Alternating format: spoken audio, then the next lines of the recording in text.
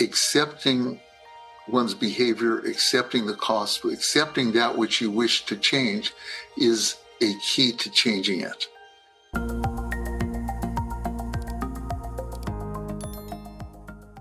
Energy psychology focuses in on a very specific part of energy medicine, and that is how to shift behaviors, feelings, and thoughts.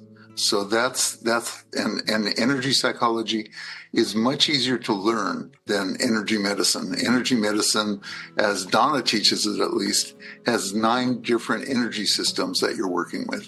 In energy psychology, as it's most commonly practiced, you are only working with the meridians. You're only working with the acupuncture points. What energy psychology does is it lets you to still utilize the talk, but to go much beyond it. Because when you tap on the skin, you are sending signals to the brain.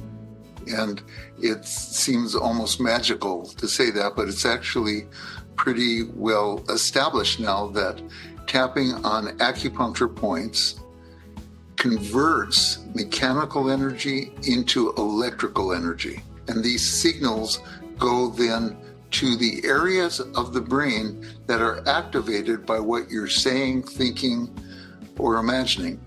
So the words really activate an area of the brain, and then somehow, in a way that's not well understood, those signals go through the connective tissue, which includes a lot of collagen, which is a semiconductor, so it doesn't have to go through the nervous system, synapse to synapse. It goes directly to the area that's needed, and it will have one of 2 effects. It will either activate or deactivate the arousal. So if you're dealing with a trauma or a memory of a trauma that has activated the amygdala, the thought, the words, the memory, all put the amygdala into arousal, into a threat response.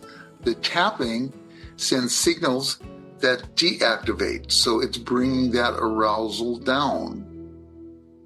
And that's an amazingly effective tool to have in your hands and in your clients' hands, so they can tap on themselves. On the other side of that, it can also send activating signals to areas of the brain that are involved with managing stress. So to the frontal areas of the brain, problem solving, so that you're getting those areas activated.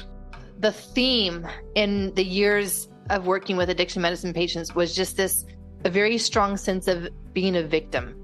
And I have no control over what feels to be just a decision that my brain makes without my permission, and I feel out of control. I don't feel like I have anything that I can do, and this shifts all of that, and I love that.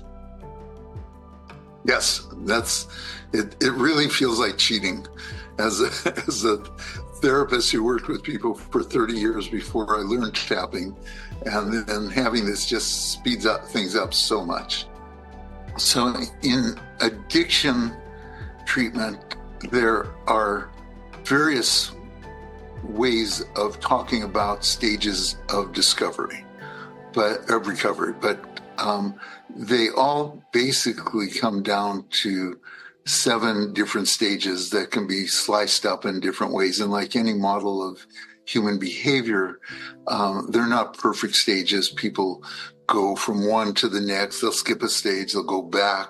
It'll go back and forth. But this identifies the basic stages that a person goes through from when they start out with that addiction that Aimie was describing, that this is not my choice. It just takes me over. And the first stage is called pre-contemplation. We'll go over these one at a time. Then contemplation, then determination, then action, then maintenance, then termination, and then recovery if a relapse occurs. So the most common trap for the therapist is to do what everybody else has done. And that's to give advice and persuasion and show the statistics and show how alcoholism wrecks the liver and all of that. It's you can do it, but it's useless. It's just eroding their trust in you as you do that. So what you can do at this stage, however, is to really listen to them, to really get into their world, to see what is important to them. And where you can bring the energy psychology in, where you can bring the tapping in, is to find an issue that really matters to them. And you can tap on those types of issues. And again, with those issues, that generally you have the amygdala in arousal, and you can quickly lower that arousal, and the person experiences that. They didn't expect it, they're surprised, and so you're really setting the stage for being able to use energy psychology when they are ready, if assuming that they will go beyond the pre-contemplation stage. So often what I've seen practitioners do, and I did before I knew better, was I was actually increasing the internal conflict by trying to convince them of how much more they needed to stop the behavior.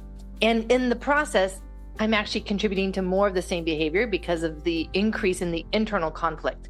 And so being able to actually have a tool that I'm going to decrease that inner conflict, I think is brilliant at that point in the contemplation stage.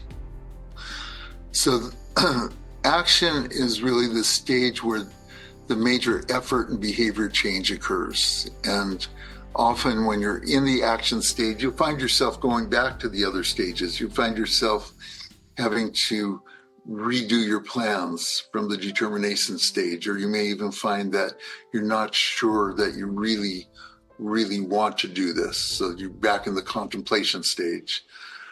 One of the really important things in the action stage is to change how you respond to internal and external triggers. So whatever cues a person has for anxiety will often lead to the addictive behavior.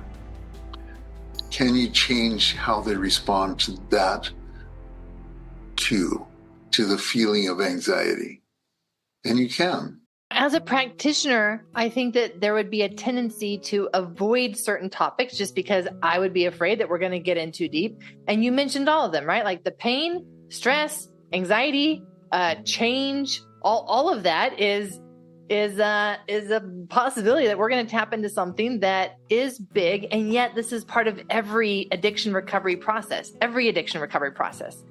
And the reason for actually tapping on those things, help me understand, is it just to decrease the charge on them, the internal conflict around them? Or why would we intentionally talk about those things as we tap on them, even like the cost or the benefits? But it's at really every one of those stages that there was this opportunity to directly talk about a hard issue and tap on it. Right. And there are stages in that work. So you want to first really accept the fact that they are having whatever it is, so that you're helping them accept, okay, this is where I am right now. Then you can tap on decreasing the responsiveness to it, decreasing the escalation of emotion. Once you've done that, then you can really start to do some cognitive restructuring that becomes very powerful.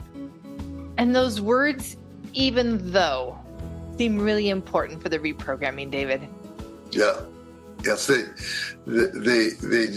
brilliant. It goes back to Roger Callahan, and he just figured out a way to really help people to accept their situation and so what you're doing is you're naming the problem, preceding it with even though, and then you're pairing it with something positive, so that whenever the problem comes to mind, you've linked it with something positive. I deeply love and accept myself, or I'm becoming more powerful and competent.